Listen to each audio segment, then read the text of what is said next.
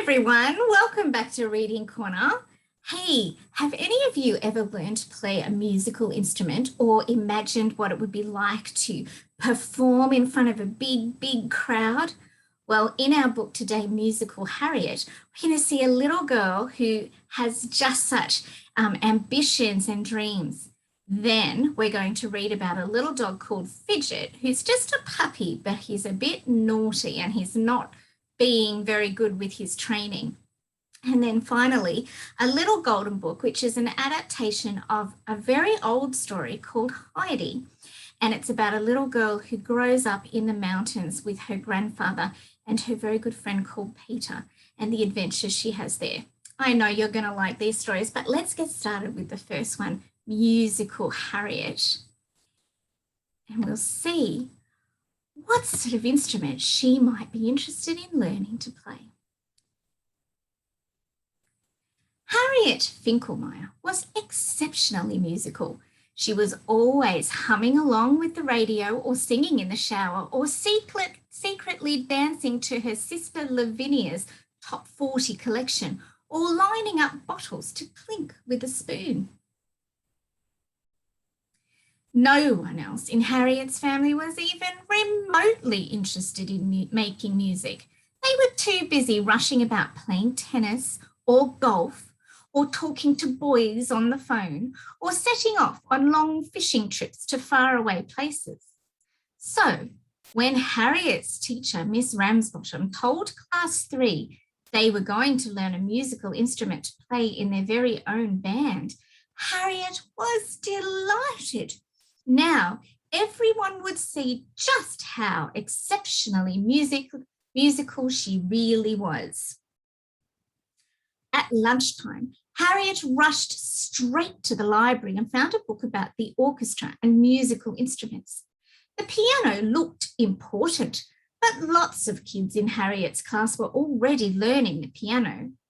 There was only one tuba in the orchestra, but it was enormous, and Harriet was too little to puff into a tuba. There were violins and violas, piccolos and flutes, English horns and French horns, double basses and bassoons. Which one should she choose? "What are you doing?" asked Harriet's classmates, Janie and Jennifer. "Choosing my instrument," said Harriet, "for the band." Janie and Jennifer looked at each other and giggled. "Why are you laughing?" asked Harriet.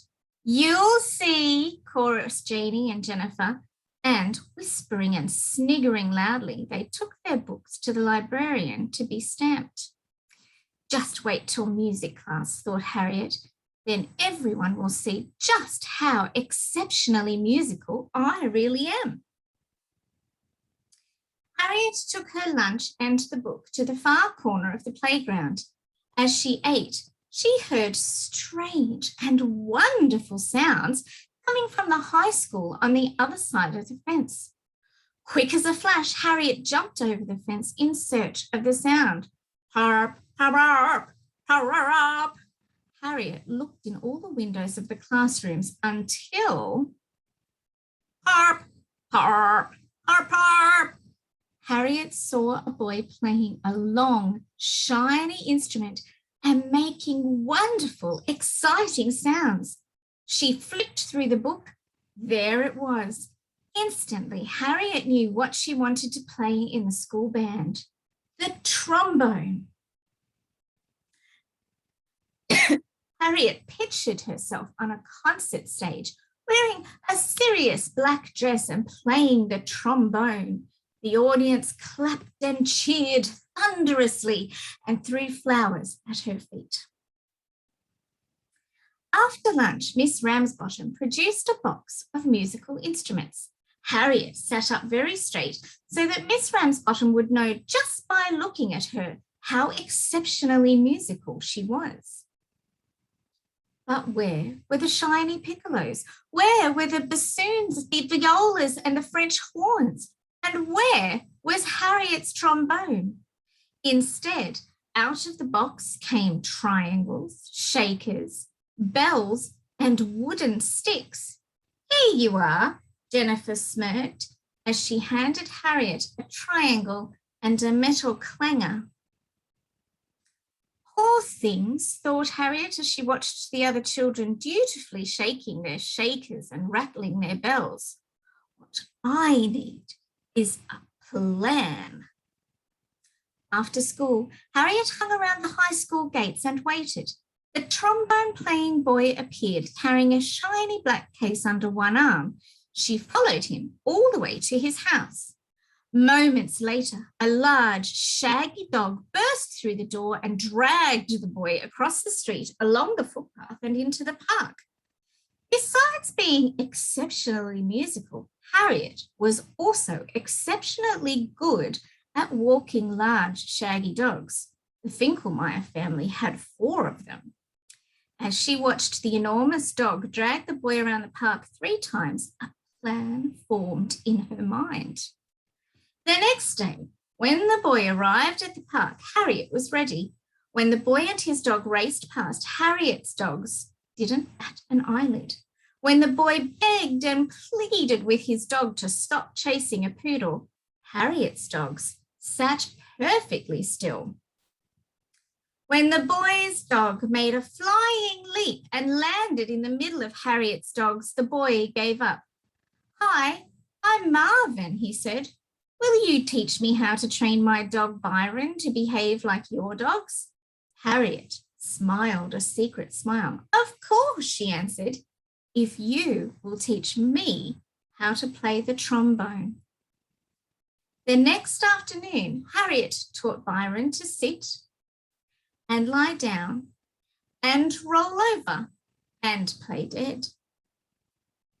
Then Marvin opened up the shiny black case, took out his trombone and showed Harriet how to press her lips against the mouthpiece and make the purping sound. But when Marvin showed Harriet how to move the slide up and down to make the sound of the different notes, she had a problem. She couldn't reach the last note. "Oh no," thought Harriet. No concert stage, no flowers, no serious black dress, all because her arms were too short. Harriet was sad, but not for long. She was too busy working on another plan. That night after dinner, Harriet took 2 large rocks from the garden into her room. She measured her arms, then put on her pajamas and climbed into bed with a rock in each hand. Harriet dreamt of concert stages and serious black dresses. In the morning, she carefully measured her arms. No change. The next night, Harriet took 2 long pieces of elastic from the sewing basket. She tied one end of each piece of elastic to the head of her bed and the other to her wrists. Harriet dreamt of flowers and thunderous applause. In the morning, she measured her arms. Still no change. Harriet asked her family for advice on how to stretch arms. "What about a good old game of golf?" suggested her mother. "Or a quick set of tennis," added her brother. "Or a nice long sit with a fishing rod," said her father. "Or phone lifting exercises," hinted her sister. Harriet shrugged in disgust, but very soon another plan formed in her mind. She raced out the door and over to Marvin's place. "Quick, Marvin," she said, "bring your dog and his lead and a long, strong rope, and don't forget your trombone." Harriet stood very still while Marvin used the long, strong rope to tie her to a tree. She held Byron's lead tightly and waited. The poodle ran past. Byron didn't bat an eyelid. Marvin ran past, calling Byron. Byron sat perfectly still. On a command from Harriet, her 4 dogs took off in a flying leap and landed right on top of Byron. Byron just wagged his tail. "It's no use, Marvin. Your dog is too well trained now to run away and stretch my arms. I'll never be able to play the trombone." Marvin smiled a secret smile. He crouched down, whipped the shoelace out of his sneaker and waved it triumphantly at Harriet. "Sure you will, Harriet. Just watch this." Marvin carefully attached one end of his shoelace to the slide and the other to Harriet's wrist. When you want to reach that last note, explained Marvin, give the shoelace a good flick and then pull it to bring the slide back up again. Harriet flicked. The slide moved down and then she pulled it back up again. She would be able to play the trombone. Harriet's music lessons began in earnest. She practiced parping and pararping long into the night. On the evening of the school concert, Harriet took her place on stage with the rest of the class. No thanks, said Harriet when Janey handed her a triangle. I've brought my own. Miss Ramsbottom tapped the top of her music stand. Class 3 will now play Morning Sunrise, she announced. 20 pairs of hands shook shakers, rattled bells, clapped sticks and clanged triangles. But from the back row came a delicious harping sound. Morning Sunrise finished. 20 pairs of hands put down their shakers, bells, sticks and triangles.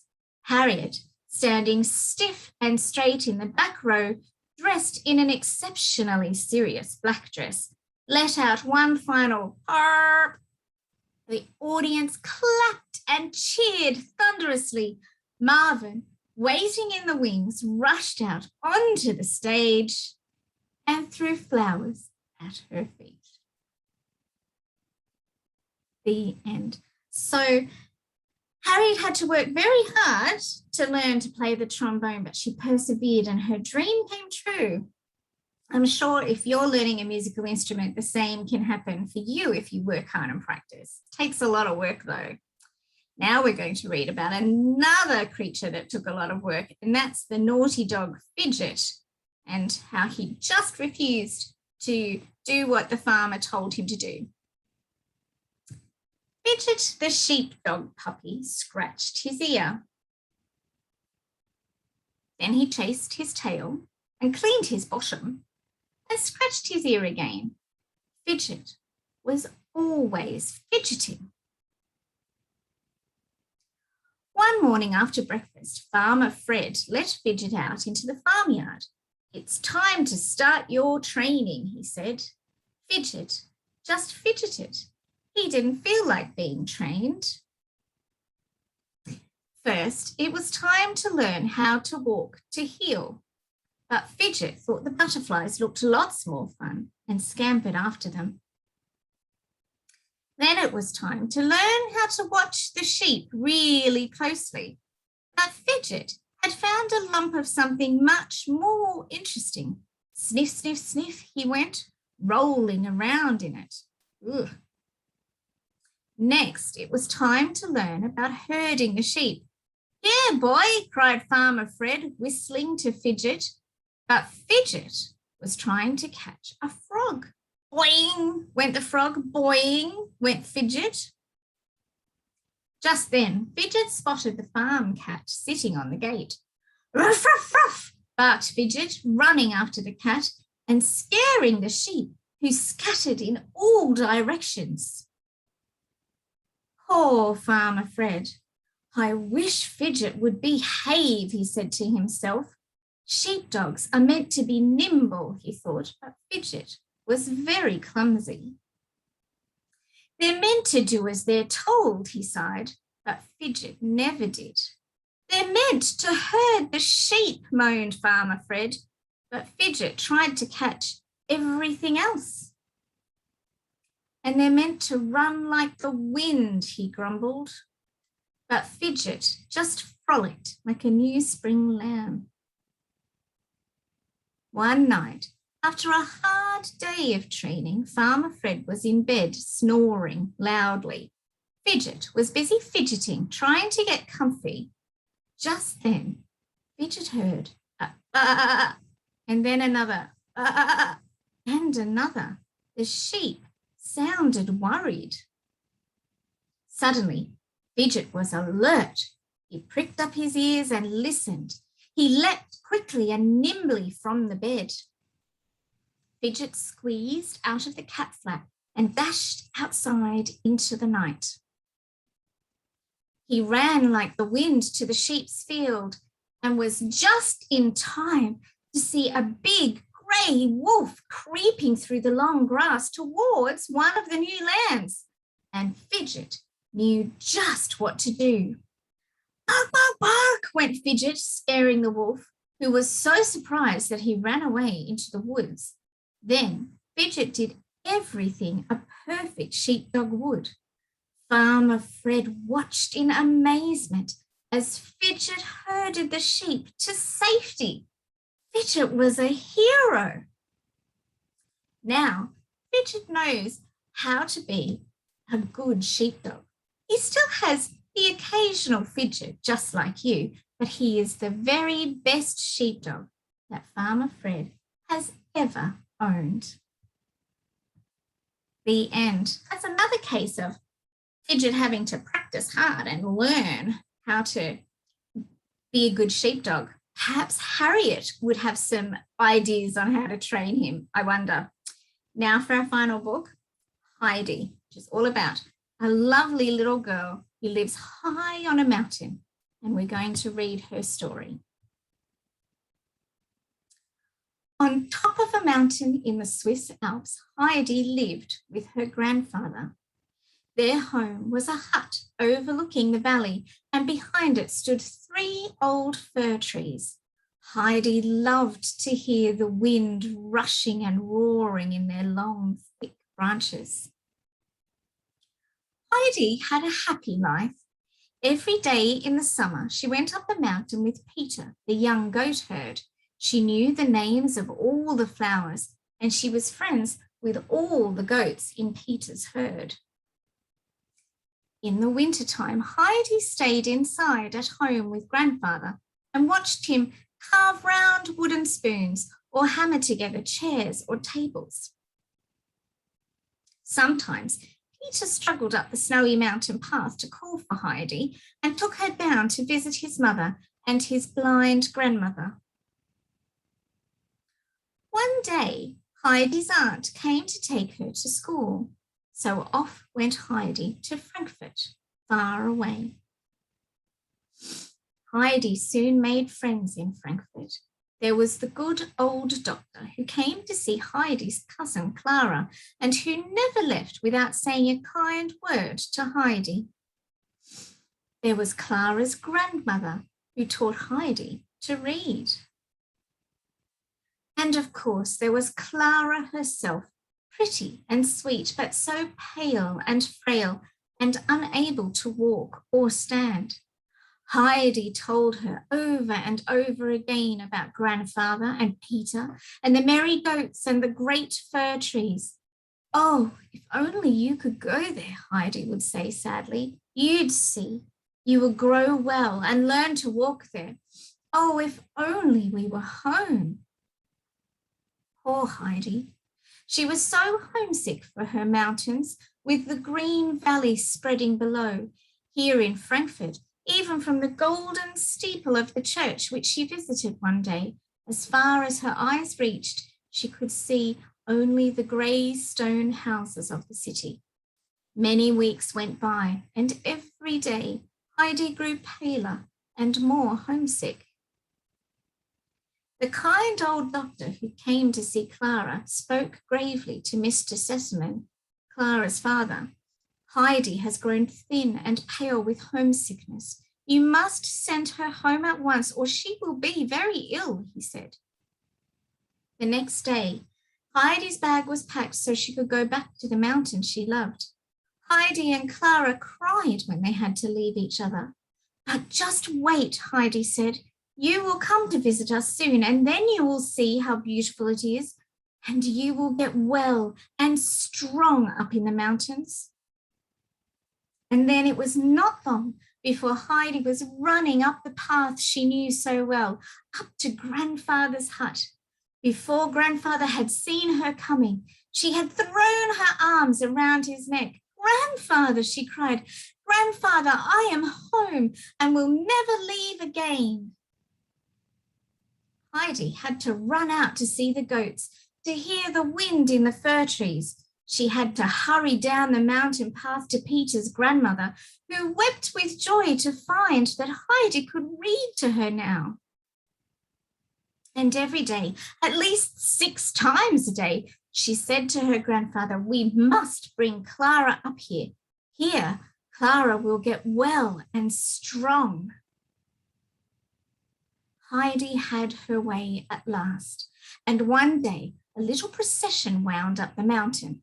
Clara, well wrapped in shawls and blankets, was being carried up in her chair. Her father, carrying more warm shawls, followed behind. "I'm going to stay with you," Clara told Heidi, her soft blue eyes shining. "I'm going to stay with you and grandfather and Peter and the goats for 4 whole weeks. Then father will come back for me." Heidi could do nothing but hop for joy. Every day after that, grandfather carried Clara up to where Peter kept his goats. He put her down on the warm, sweet grass, and then Heidi would pick flowers for her friend or sit beside her to tell her the names of all the different goats. And every day Clara drank great bowlfuls of sweet goat milk. "This is so good," she sighed, "and I am so hungry. At home, I never like to eat." "It is the healthy mountain air," smiled grandfather. By the time Mr. Sesamon came up to call for his little girl, instead of a pale invalid, he found a tall, smiling, rosy-cheeked Clara who came walking toward him on Heidi's arm. Mr. Sesamon ran up and clasped her in his arms. "How is this possible?" he cried. "How is this possible?" And Heidi kept dancing around them both, singing happily. "I knew the mountains would make you well. I knew they would make you well." And it's true. Sometimes if we're not feeling well, it's good to get some fresh air and to just get a change of scenery and to eat something healthy, because that kind of fixes sometimes what's wrong with us. Not always, but sometimes. Well, anyway, I hope that wherever you are, whatever you're doing, you have a wonderful, wonderful day. I'm glad that you dropped in, and I hope that you enjoyed these stories. And I'm looking forward to seeing you again next time at Reading Corner, when we're going to have some more wonderful books to read. Thanks for coming. Bye for now.